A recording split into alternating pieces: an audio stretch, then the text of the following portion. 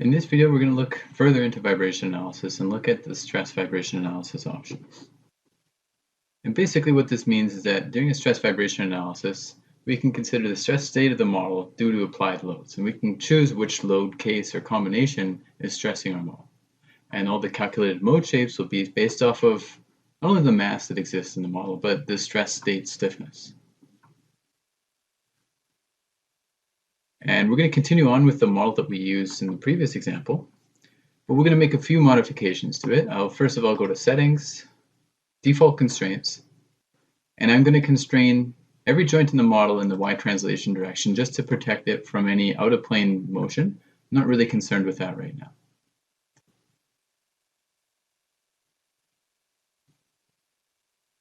I'm going to add a lump mass in the x-axis. So using the lump mass tool, I'll say the x-force direction here, I'm going to have a lump mass of 100 kilonewtons since I previously deleted that. And I'm going to return the material to the zero density material that we were using at the beginning of the last exercise. So first of all, go ahead and run my analysis, unstressed vibration analysis to start off. And I'm just going to select one eigenvalue, so that's why I'm using the Jacobi threshold method. And I'm going to turn off the convert loads to mass option. Now if I run the analysis, I'll press OK. Get a clean solution. And when I look at the results here, first of all, I'll just look at the mode shape.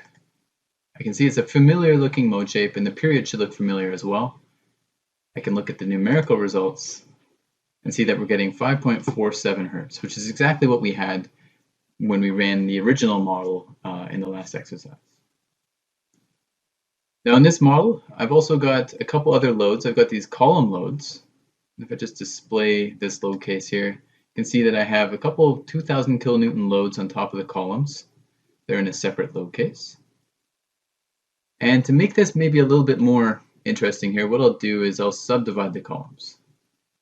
So I'm just going to select only the vertical members. So I'll go unselect all, toggle on display of my unselected objects, and I'll just say select special and select verticals. It would have been just as easy for me to just left click on them and select them. But for those of you that don't know about this option, you might be interested. And then we'll click the subdivide tool right here. And I'm going to break these down into, we'll say, 4 links.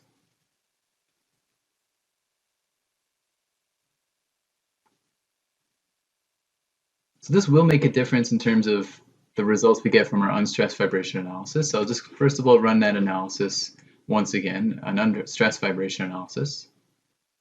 We haven't increased the number of dynamic degrees of freedom, but we've increased the number of nodes to represent potential sine waves and so on in the mode shapes. So I'll press OK. And if I look at my mode shape here,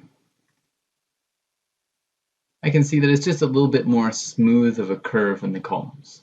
But again, my mass is only applied at this one joint here, so the number of degrees of freedom with mass hasn't changed.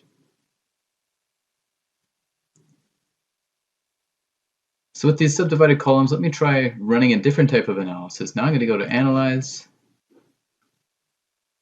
And this time I'm going to go with a P delta stress vibration analysis. So here with this option, I can choose which load case or combination I want to stress my columns. And I'm going to use the column load case for that, which again was 2000 kilonewton joint loads at the top of each column. And it's still going to use the same number of eigenvalues because that hasn't changed. I still just have that one lump mass at this joint, and all the other members have zero density, so there's no additional masses. So I can only request one eigenvalue. But when I click OK to run this,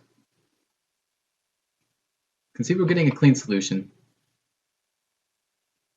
But when I look at the natural frequencies here, well, I'll start with the mode shapes, which will look very similar. But when I go to the numerical results, I can see the frequency has actually dropped. It was at 5.47 hertz originally. It's gone down to 5.221 hertz. And the reason for this is that those column loads that I'm now considering, they've influenced the stress state of the model So it's considering that stress stiffness matrix, and as a result, the frequency has changed. So it's a little bit lower now because my columns are being stressed. They're under compression, so they're slightly closer to buckling. So the frequency has decreased. The period has increased in this situation. And for more exercises like this, our A301 and also our F203 online training courses about dynamics and also nonlinear analysis will certainly come in handy.